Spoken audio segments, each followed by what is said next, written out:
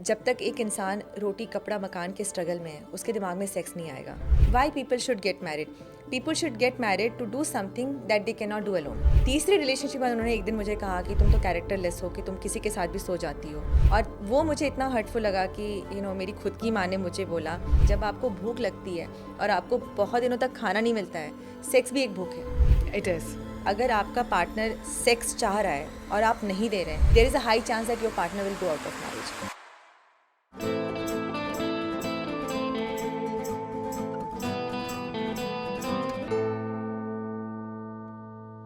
All right, a brand new episode. Welcome to Incompletely Yours. मेरे यानी कि दिव्या के साथ. This one is a special episode because honestly मैंने इनके बारे में जब पढ़ा था और इनके videos देखे थे, so I was just thinking क्या should I speak to her for her story? Should I speak to her for what she does now? और मुझे बीते कुछ दिनों में इतने एक इम्पॉर्टेंट मेल्स आए हैं जिसके ऊपर बात करने में ऑनेस्टली मुझे भी थोड़ा टाइम लगा है. क्या करें ना, सोसाइटी में सारी चीज़ों के ऊपर बात खुल के होती है, बट सेक्स वर्ड के आते ही हम खुद ही थोड़ा सा हिचकिचा जाते हैं. But all of that a little later. Pallavi Barnwal, did I pronounce it right? मेरे साथ जुड़ रही हैं Incompletely Yours में. She is a physical intimacy coach, a mother, and what I think a fab storyteller. वो सब कुछ होगा आज ऊपर. Welcome to Incompletely Yours. Thank you Pallavi. Divya. जब मैंने मेल लिखा था आपको इस सीरीज पे आने के लिए, what was your first reaction? Like कुछ क्या सोचा था? मतलब आप जब एक ऐसे टॉपिक के बारे में बात करते हो जो डिस्कस नहीं होता है, तो obviously there is a lot of attention behind the scenes, front of the scenes. So I felt good. And what I like that you also share your, थोड़ा सा जो आपने स्टोरी शेयर की थी और मैं उससे रिलेट भी कर पा रही थी, बिकॉज कहीं ना कहीं मेरा ये था कि I should not be diplomatic. Diplomatically subject की बात नहीं करनी है, बट स्ट्रेट फॉरवर्ड बात करना है. जो लोग बात करना चाहते हैं, which can be crude, which can be gross, which can be sensitive, nuanced, बहुत सारे शेड्स होते हैं. 50 शेड्स ऑफ सेक्स भी होता है. तो पता नहीं सेक्स बोलते हैं क्योंकि मतलब ऐसा लगता है कि 100 चीज़ों पे बात हो जाती है. सो मैंने इतने सारे एपिसोड्स कर लिया पल्लवी. सबसे पहले of course we talk about divorce and sunshine stories. Congratulations, second stint, second chances in life. How easy it is to love again और how difficult it is to love again. कितना मुश्किल, कितना आसान? मैं डाई हार्ड रोमांटिक थी. मुझे मतलब romance love में मैं फैमिली में बिलीव करती थी. पर मुझे ये था कि मेरे लिए वो जो वर्जन था जो हम कहते थे मिरांडा हाउस में जब हम थे, mills and Boons, happily ever after and they lived happily ever after the end. तो कहीं ना कहीं आई वॉज नॉट रेडी. ये मुझे अब पता लगती है, मतलब इतना कॉम्प्लिकेटेड होता है कि आपको 8-10 साल के बाद आपको समझ में आता है कि आप एक सिचुएशन में स्टक हो या this is not working. I mean, because there is no talk around it. Indians believe कि we should not wash our dirty linen in public. तो हर कोई अपनी गंदगी है वो अपने घर में रखा हुआ है और बास तो आ रही है पर बाहर किसी को पता नहीं चल रहा है. So it took me so much time, and I see that even happening now, that so many married couples, they are stuck. Yeah. But they think this is normal. That's the normal. So I watched in one of your episodes, one of your videos that you, and बहुत सारे लोगों की mails भी आती है that we're in a sexless marriage. I very clearly remember एक लड़की ने मुझे मेल में ये लिखा है that मेरे हस्बैंड बहुत अच्छे हैं and we've been married for 8 years, लेकिन we do not have sex. How is this sexless marriage? और कितना impact कर सकता है ये किसी भी पार्टनर को, either of them? बहुत इंपॉर्टेंट पार्ट है सेक्स. मतलब सेक्स आता है रोमांस में. जो मैं आपको बताती हूँ Divya, this is a fact, sexless marriages are also kissless marriages. So सिर्फ ऐसा नहीं है कि अगर हम कह रहे हैं सेक्सलेस मतलब सेक्स नहीं हो रहा है. सेक्स के साथ साथ स्पूनिंग नहीं हो रही है, स्नगलिंग नहीं हो रही है, मेकआउट नहीं हो रहा है. तो इसका मतलब प्रॉब्लम सेक्स नहीं है. I think we should say that it's a physical intimacy less marriage. क्योंकि कहीं ना कहीं वो खुद भी नहीं समझ पाते हैं. क्योंकि आप ही सोचिए, अगर एक कपल पैशनेटली स्मूच कर रहा है ना, किसिंग कर रही है, पैशनेटली किसिंग हो रही है, they will be, hormones are running, so they start detaching. Yes, कहीं ना कहीं फिजिकल प्रॉब्लम होती है जहाँ पे किसी वजह से इंटरकोर्स नहीं हो रहा है, that's a different thing. But they stop having all together. क्योंकि कहीं ना कहीं जैसे मेरी एक क्लाइंट थी, उसने कहा कि मेरा जो कभी कभी मेरा मन भी करता है मैं अपने हस्बैंड के साथ इंटीमेट हूँ, but he starts expecting that I will take it all the way to intercourse, and she is not ready. So she just avoids it all together. So they don't just avoid sex, they avoid every possible physical intimacy between them. I think Pallavi कहीं ना यही बहुत ज़रूरी है शायद समझना कि sex तो चलो है, बट उससे पहले बहुत छोटी छोटी चीज़ें कितनी मैटर करती हैं, you know, like holding hands. या शादी के 2-3 साल के बाद आई हर्ड पीपल सेइंग कि यार अब तो हमारे हैं, अब तुम घर ही आ रहे हैं ना, and the physical part just goes missing. क्यों? हाँ मतलब हम अभी मैंने जो अभी एक इंटीमेसी वर्कशॉप की थी, तो उसमें एक आदमी आया, उसने कहा कि मेरा शादी के बाहर जाने का बहुत मन करता, मैं अपनी वाइफ से बहुत खुश हूँ, लेकिन मुझे बाहर ट्राई करना है, मुझे बाहर एक्सप्लोर करना है.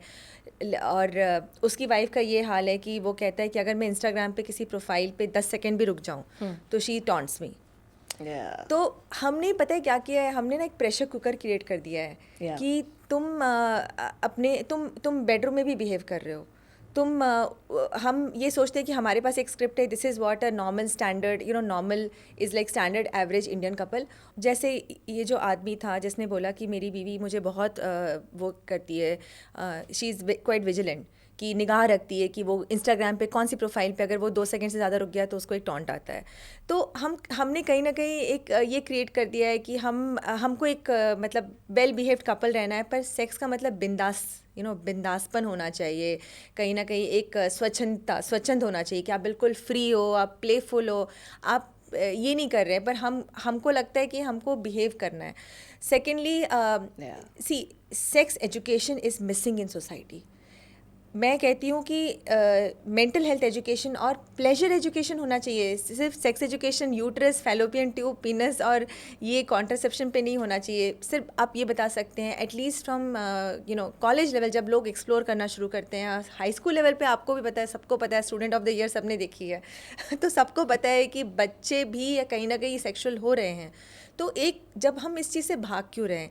अगर हम उनको प्रॉपर एजुकेशन दें, हम उनको समझाएं, क्योंकि मोस्ट ऑफ दिस पीपल वो पॉर्न देखते हैं, उनको लगता है पॉर्न में वो क्या करते हैं, एक इंटेंसिटी क्रिएट करते हैं. वो इंटेंसिटी आपको तब मिलती है जब आप एक किसी के साथ नए रिश्ते में आते हैं. लेकिन जैसे जैसे वो रिश्ता सेटल होता है वो इंटेंसिटी बदलेगी, वो इंटेंसिटी हमेशा नहीं रहेगी. लेकिन लोगों के लिए sex equal to intensity.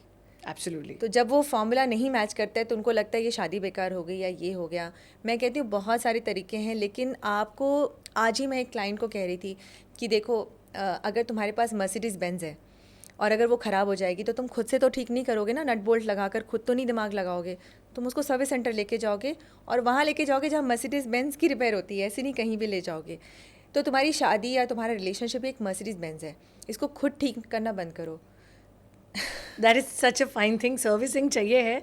And I always say this, you know, even on my show, that just like your car or your electric appliances, जिंदगी को भी fine tuning चाहिए होती है. So, you know, even when we've been talking about शादी, पिछले कितने episodes divorces पे निकले हैं, we've spoken about emotional abuse, narcissism, physical abuse, financial abuse. पर हम भूल जाते हैं एक बहुत important aspect है कि सब कुछ ठीक है लेकिन सेक्स नहीं है या फिजिकल कंपैटिबिलिटी नहीं हो रही आफ्टर से 1 year और 10 years. It is equally an important thing, an aspect of a शादी, right? Yes. कैसे चल सकता है कि I've heard couples saying कि हमारा बच्चा हो गया है, फैमिली रिस्पॉन्सिबिलिटीज़ हो चुकी है, अब क्या ज़रूरत है, कितना ज़रूरी हो जाता है उस टाइम पे. So Pallavi, we can ask you also mom, right? And कई बार ऐसा होता है कि I haven't had that part of my experience, so I don't know कि माँ बनने के बाद शारीरिक नीड्स जो हैं वो कहते हैं कम हो जाती हैं, या नहीं भी है तो काम चल जाता है. व्हाट इज़ दिस होल चल जाता है बिजनेस इन शादीज़? मैंने ना दिव्या दोनों फेज़ देखे हैं लाइफ में. एक मैं खुद सेक्सलेस स्पाउस थी, मतलब आज मैं लोगों को बोलती हूँ कि एक सेक्स कोच थी, वो सेक्सलेस थी कभी. मैंने वो टाइम भी देखा है मदरहुड का जहाँ मुझे भी ये लगता था कि ठीक है, क्योंकि डीप डाउन एज अ औरत मैं इस चीज़ को एक्सेप्ट नहीं कर पा रही थी कि मैं अपने हस्बैंड के साथ क्लोज नहीं होना चाहती हूँ, मैं सोना नहीं चाहती हूँ अपने हस्बैंड के साथ. तो मैंने अपने आप को क्या किया, ठीक है नहीं है तो कोई बात नहीं, क्योंकि वो सच एक्सेप्ट करना ज़्यादा कड़वा है ना कि आपकी शादी नहीं चल रही है. इससे अच्छा आप ये कहो कि आपका मन भर गया है. वो एक तरीका हो सकता है, एस्केप मैकेनिज्म हो सकता है, जहाँ पे आप झुठला दें कि आपको इस चीज़ की नीड नहीं है. क्योंकि जब मैंने उस चीज़ को ऑब्जर्व किया, मैंने कहा मेरे अंदर तो इतनी सेक्सुअलिटी भरी हुई है. मतलब मैंने अपना सेक्सुअल एक्सप्लोरेशन 34 के बाद करना शुरू किया है. एंड मतलब आज के टाइम पे मुझे हर दूसरे दिन ऑर्गेज़म मिलता है, you know. And I think it is so good to talk about it, क्योंकि मुझे लगता है जितना नॉर्मलाइज हम करेंगे बात करके उतना शायद, you know, the horse will just disappear ना. Why is there a whore attached to physicality? And the body, I feel so close to my husband. मतलब हमको लगता है कि अगर हमारा पोटेंशियल है, हमको पता भी नहीं है, अगर हम यहाँ पे हमको लगता है अच्छा लग रहा है, लेकिन इससे अधिक भी हैप्पीनेस जा सकती है। और प्लस पता है बेस्ट चीज़ बोलूँ कि सेक्स, अगर आप सेक्सुअली एक्टिव है आप जवान रह सकते हैं। इससे बेहतर हेल्थ एजेंट नहीं हो सकता है, नेचुरल हेल्थ एजेंट। आप चाहे बॉटॉक्स लगा लो, क्रीम्स लगा लो, लेकिन अगर आप सेक्सुअली एक्टिव हैं वो आपका नेचुरल बॉटॉक्स है। Yes. तो मैं कहती हूँ दैट्स सच अ बिग, मतलब टुडे आई एम 41, लेकिन जब मुझे लोग बोलते हैं तो नहीं आप 41 नहीं लगते हो, because I know I was much older, I look much older when I was sexless. So sex is a youth agent. It brings youth. Who doesn't want to live young? I think, and as a couple, if we are physically involved with each other in a better way, I think youth भी साथ में रहेगा, and you're right, you glow better. Divorces happen क्योंकि एक point पे आके I think हमें लगता है कि okay बस, पर वो फ्रस्ट्रेशन कितनी हो जाती होगी. I mean because you had an experience, और मैं शायद इसलिए जानना चाहती हूँ how frustrating it would have been, right? मतलब अगर मैं रोना चाहती हूँ, मुझे किसी चीज़ के लिए बुरा लगा है, वो मैं बोल दूंगी. अगर मुझे मेरी फिजिकल नीड पूरी नहीं हो रही, हम एक्सप्रेस कैसे करें? क्या हम वो कॉन्वर्सेशन कर सकते हैं पार्टनर के साथ कि लिसन आई नीड सेक्स? क्या आप कभी उस चीज़ को, फ्रस्ट्रेशन को वर्बली एक्सप्रेस कर पाए? क्योंकि कई शादियों में महिलाएं ज़्यादातर अटकी हैं या फंसी हैं और ये कह भी नहीं पा रही, क्योंकि अगर बोलेंगी कि बिल्कुल मुझे ज़रूरत है, तो उसमें भी उन्हीं पे एक चश्मा लग जाएगा कि ऐसे बोलते हैं क्या लड़कियां बोल सकती हैं कि उनकी भी ज़रूरत है? हाँ, हमें बोलना नहीं सिखाया गया। हम हर बात हम कर सकते हैं, पर ये बात नहीं कर सकते हैं। इनफैक्ट मैं खुद उस फेज़ के साथ गुजरी थी जब मैं I was seeing someone, and वो इंसान स्पिरिचुअलिटी से इतना ज़्यादा प्रभावित हो गया था कि उसने किसी बाबा को सुना, बाबा ने कहा कि ये सब तो मिथ्या है, ये सब तो वासना है। तो उसने कहा मुझे वासना नहीं करनी तुम्हारे साथ। और मैं उस समय बिल्कुल मैं आई थी, आई डोंट नो, मेरा ओवुलेशन पीरियड चल रहा था, but I was so high and I wanted it. हमारे बीच बहुत बड़ी फाइट हुई। पर अब मैं समझती हूँ कि आपको समझना पड़ेगा सेक्स इज़ कॉम्प्लिकेटेड। ये जितना हम आसान दिखाते हैं कि नज़र मिली, फोरप्ले हुआ और इंटरकोर्स हुआ, और you know it's not that simple, it is complicated. तो मैं पहले बोलती हूँ कि आपको जो चीज़ लगती है आसान है, दैट इज़ कॉम्प्लिकेटेड, बिकॉज सामने वाले का माइंड अलग है, आपका माइंड अलग है, और हमारे चैलेंजेस भी हैं, हमारे रिजेक्शन होता है। जैसे अगर आपने sex is a sensitive subject, क्योंकि लोग बात नहीं करते। अगर आपने किसी से बोला कि I want to have sex with you, और उसने कहा क्या तुम, मतलब मेरे हस्बैंड के साथ ऐसा हुआ था, तो उनकी वाइफ ने कहा कि you are a pervert. Just so हमने ये कहा है कि sex, asking for sex is not perversion. अगर आप अपने रिलेशनशिप में आपकी डिज़ायर है, बट पीपल टेल कि you are a pervert, if you ask for sex you are a pervert. So उनको पहले तो ये चीज़ उनके दिमाग में भर के उनको बड़ा किया जाता है कि सेक्स इज़ परवर्जन। तो जब उनको लगता है कि मुझे चाहिए, और मैं कह सकती हूँ कि yes, sexual urge does build up. People have different ways to release it. Some people release it through sports, कुछ लोग वॉकोहलिक हो जाते हैं, कुछ लोग अल्कोहलिक हो जाते हैं, कुछ लोग स्मोकोहलिक हो जाते हैं, या फिर तो हर कोई ये जो एनर्जी आपकी बॉडी में कहीं ना कहीं से रिलीज़ तो मांगेगी ही। अगर आप कह रहे हो आप सेक्सलेस हो, तो आपको देखना आप कहाँ पे वो एनर्जी रिलीज़ कर रहे हो। तो जिन औरतों का, मैं पहले ये कहूँगी कि मैं भी एक औरत हूँ, और ये गलत चीज़ नहीं है। मतलब एक औरत इतनी सेंशुअल होती है, उसके नितंब होते हैं, ब्रेस्ट होते हैं, थाइज, मतलब she is so beautiful. Sex is about you are enjoying your beautiful body with another, someone is appreciating your body. तो पहले तो आपको ये दिमाग से निकालना है कि आप ये चाह रहे हो, यू आर, जो एक औरत कह रही है कि मुझे सेक्स चाहिए, वो ये नहीं कह रही है कि ये चाहिए मुझे, वो चाह रही है कि कोई उसके बदन को छुए, कोई उसको उसको उसकी अप्रिसिएशन करे, उसको अच्छा फील कराए, क्योंकि हमारी बॉडीज़ में है सेंसरी रिसेप्टर्स, तो हमारी बॉडी मांगती है वो प्लेजर। मतलब आपकी बॉडी भी एकदम बिल्कुल मैजिक है, it's like a magic pot की कई चीज़ें आपको ये चीज़ लिखा गया है। मतलब सिंपल मैं साइंस बताती हूँ कि पूरी एनिमल किंगडम में जितने भी एनिमल्स हैं, they are sexual during heat. वो एक हीट पीरियड होता है जब फीमेल हीट में होती है, और उस टाइम रिप्रोडक्शन होता है। लेकिन ह्यूमन बींग्स में कोई हीट पीरियड नहीं है, हम सालों भर सेक्शुअल हो सकते हैं। इसका मतलब हमारे लिए सेक्स सिर्फ रिप्रोडक्शन नहीं है, बॉन्डिंग है। हम सेक्स के थ्रू बॉन्ड करते हैं, तभी तो कहीं ना कहीं, मतलब I don't know, this is my personal opinion that there is a reason why casual sex do not extend beyond a certain time, आपका, क्योंकि अगर आप रेगुलरली किसी के साथ सेक्स कर रहे हैं, आपके वो हार्मोन्स, आपका वो ऑक्सीटोसिन रिलीज़ हो रहा है। जितना ज़्यादा सेक्स होगा उतना ज़्यादा ऑक्सीटोसिन रिलीज़ होगा। तो लेकिन बहुत बड़ी बात है कि culture, religion, politics, society, family, institutions, they all are collectively against sex. So हमारे पास एक ही तरीका है कि हम छुप छुप कर चाहे पॉर्न देखें या अश्लील मैगजीन्स देखें या लड़कियों को ऑब्जेक्टिफाई करें, हमने कर दिया थैंकफुली। अब ये चीज़ आ रही है क्योंकि अब लोगों को पता है क्या, जब तक एक इंसान रोटी कपड़ा मकान के स्ट्रगल में है उसके दिमाग में सेक्स नहीं आएगा। लेकिन जब उसकी वो बेसिक नेसेसिटीज़ फुलफ़िल हो रही हैं, और वही आज हो रहा है कि आज के टाइम पे हमारे पास सारी सुविधाएं हैं, तो तब हम कहते हैं हमें प्लेजर चाहिए। यस, आई थिंक पता है वही वाली बात है पल्लवी, प्लेजर, सेक्स और इंटीमेसी, इसके बीच के फ़र्क को अगर हम समझें या इनके बीच में क्या रिश्ता है, maybe things and communication get better.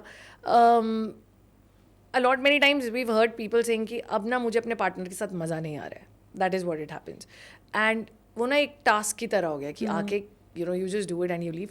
कहीं ना कहीं शादियाँ वहीं पे डेप्रिशिएट होना शुरू हो जाती हैं, they start losing value. As a coach, if I ask you, हो सकता है लोग वो देख रहे हो इस वक्त who are stuck in unhappy marriages और वो चाहते हैं उनकी शादी चले. Not every शादी should find a solution in divorce. Little things that we can do, जो देख रहे हैं maybe tips probably for couples. सबसे पहली बात कि हमने पॉर्न देखा है वो हमारे लिए रेफरेंस है कि सेक्स ऐसे होता है, और वो पॉर्न हम अपने बेडरूम में क्रिएट करना चाहते हैं और वो नहीं हो सकता because that's a fantasy entertainment, it's unrealistic.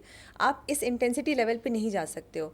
तो कपल जब एक डे टू डे स्ट्रेस से गुजर रहा है, लाइफ की जितनी भी अप्स एंड डाउन्स हो रही हैं, रिलेशनशिप की अप्स एंड डाउन्स हो रही है, अगर वो हमेशा, जैसे एक लेडी थी, क्लाइंट थी, उसने कहा मैं एक्साइटेड फील नहीं करती हूँ। मैंने कहा यही तो प्रॉब्लम है कि तुम चाह रही हो कि तुम सेक्स से पहले एक्साइटेड हो।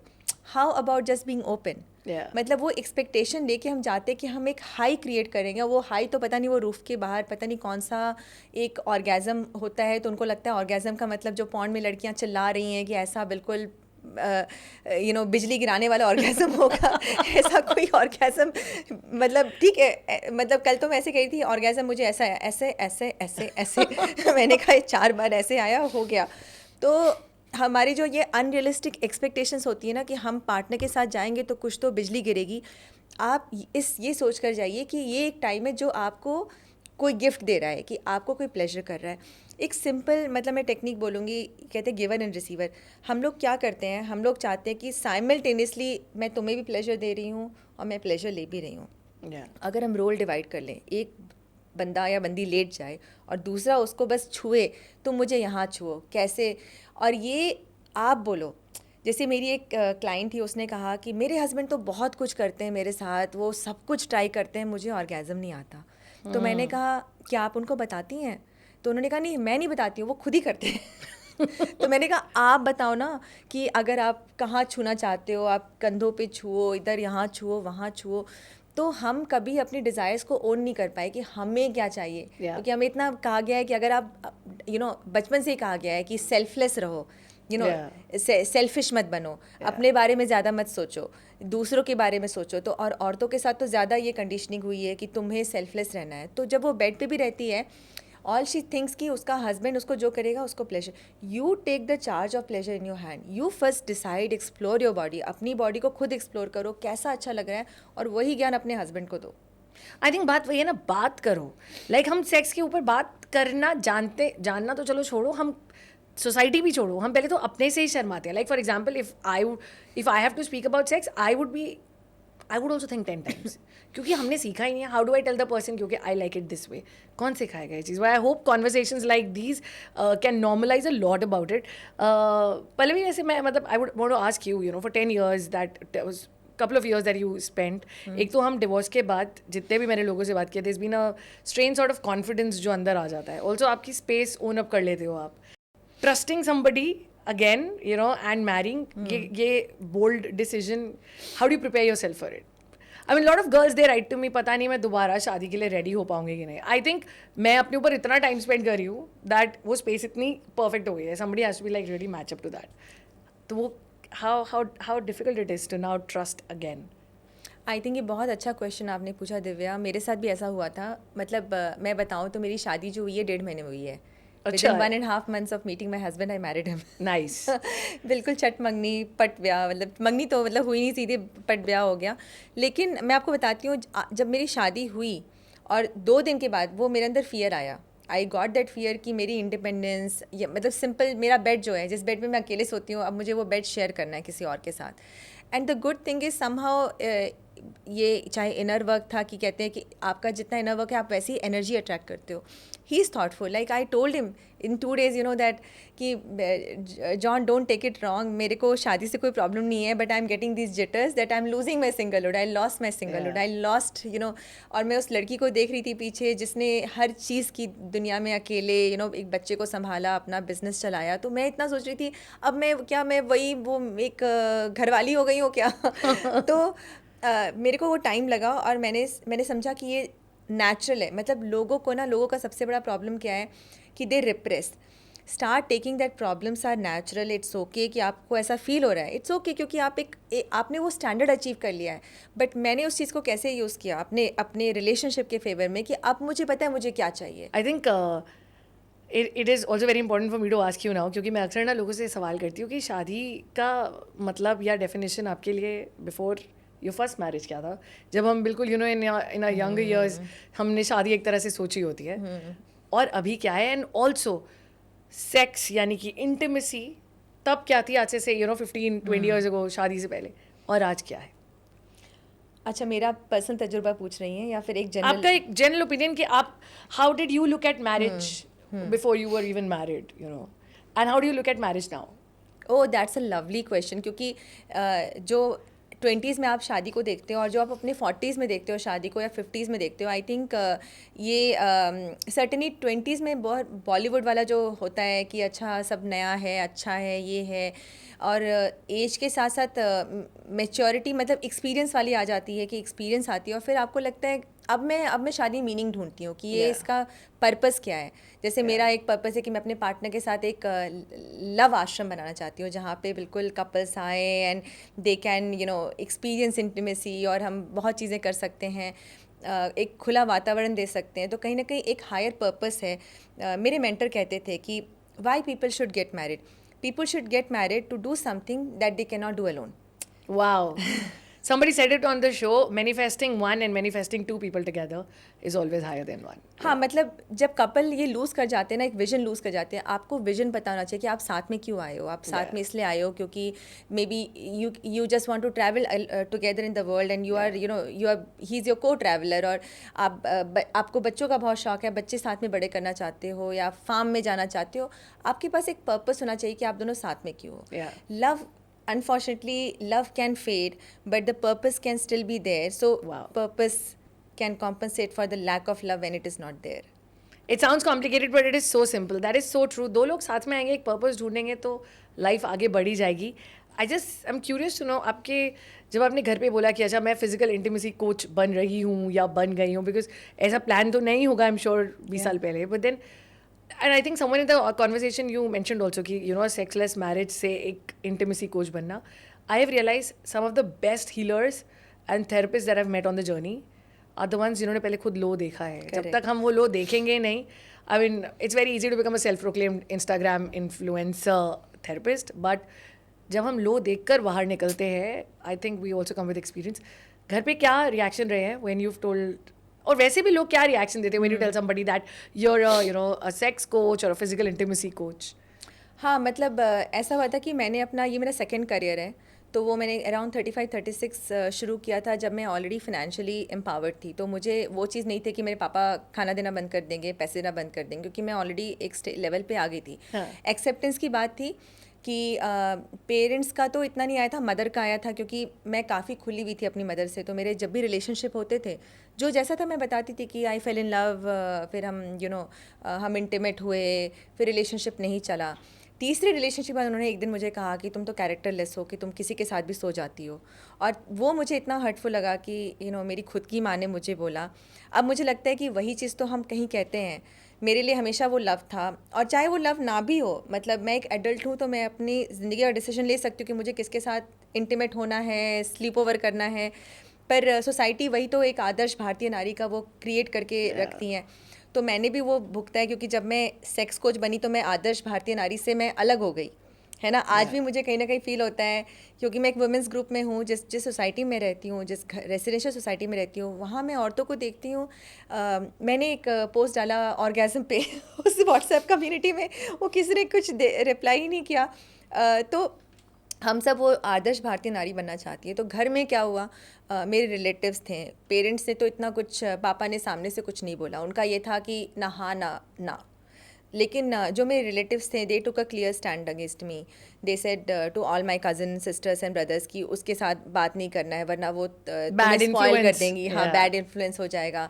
But each one of them is even queer thanks to सारे मेरे यंग जो भाई बहन हैं, they are reaching out to me on Instagram, they are talking about, some of them have been abused also. और हमारे घर में ये चीज़ नहीं पता थी कि ये एक सेक्शुअल अब्यूज़ हुआ है या फिर किसी की सेक्सुअलिटी, सेक्शुअल ओरिएंटेशन अलग है। तो वो मुझसे बात करते हैं, वो रिस्पेक्ट है उनके अंदर। तो या आई think it is all about starting a conversation. आप बात करना शुरू करोगे, हर चीज़ जिसके ऊपर हो है वो अपने आप गायब होनी शुरू हो जाएगी।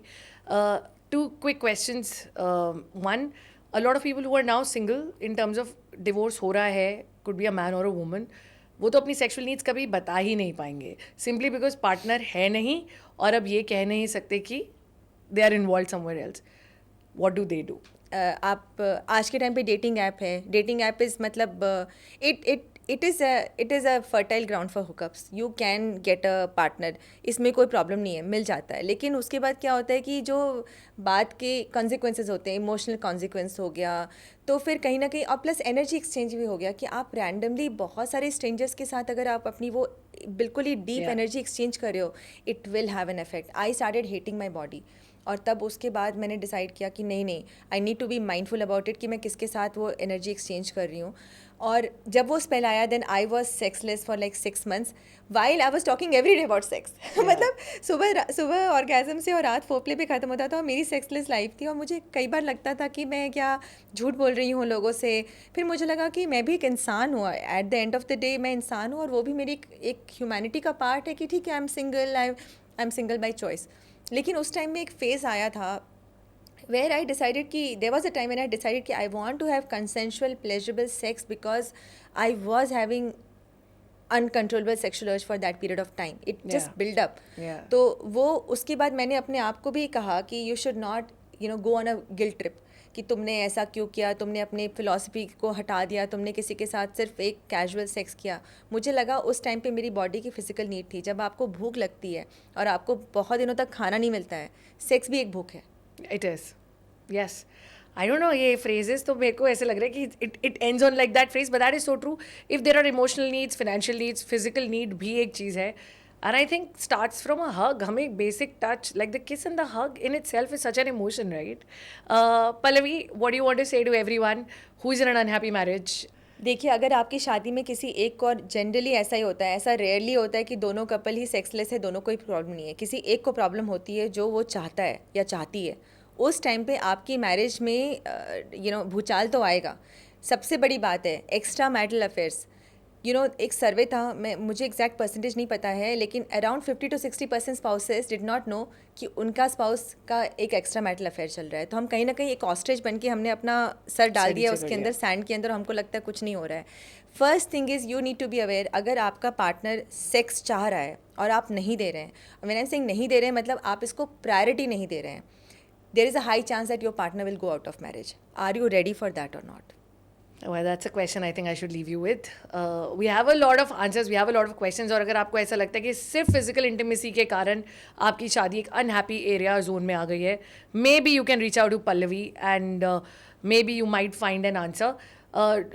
बैड मैरिजेस या अनहैप्पी सेक्शुअल सेटअप से लोग वापस जाते हैं वैसे? Can they go back to a normal life? एक बहुत बड़ी बात यहाँ पे बताना चाहूँगी कि बहुत बार लोग या तो गायनेकोलॉजिस्ट के पास जाते हैं या साइकोलॉजिस्ट के पास जाते हैं for their sexual issues. In India both psychologist and gynaecologist they are not trained to handle sexual issues. I have many psychologist as my clients, many gynaecologist as my clients. ये एक special subject है, जैसे आपकी neurology होती है, digestive system होता है, pulmonary system, और भी जितने भी कार्डियक सिस्टम होता है, जैसे बॉडी में सिस्टम वैसे ही सेक्शुअल सिस्टम होता है। तो इसके लिए आपको स्पेशलाइज एक्सपर्ट के पास जाना होगा। मैं अभी भी बोलूँगी कि it is a complicated matter, don't try to solve on its own. आग के साथ आग खुद मत खेलो, you need to consult an expert. I have spent lakhs in my own sex education, मतलब इतने सारे कोर्सेज किए हैं, ट्रेनिंग्स ली हैं, खुद का एक लाइव एक्सपीरियंस रहा है handling this, and today I can say at 41 I am having such a sexually fulfilling happy marriage. और ये मेरी जर्नी है, ये पॉसिबल है सबके लिए. Congratulations, because you know the whole idea is that this promise and that smile matters so much. One, you can go back to a happier life even after a divorce. That's number one. And secondly, even if you're in an unhappy setup right now, जहाँ पे sex या physical intimacy बिल्कुल zero हो चुकी है, there are coaches, there are people, there are beautiful smiles like Pallavi waiting for you, जो शायद उसको वापस वाले जाए. The idea is not to end your marriage. The idea is to make every possible effort कि वो काम कर सके, और अगर हो सके तो फिर why not. Pallavi, thank you so much for joining in. Thank you so much for taking that mail और accept करने के लिए और एकदम से हाँ करने के लिए, क्योंकि मुझे लगा था टाइम लगेगा, but we did this and I'm so glad. Yeah, thank you Divya. Incompletely Yours मेरे पॉडकास्ट का नाम है. आपको फुली कंप्लीट फील करना चाहिए अपने में, and that is possible. Reach out to her if there is a need. कोई शर्म नहीं होनी चाहिए. Watch for new episode. It comes out soon. Thank you for watching this one.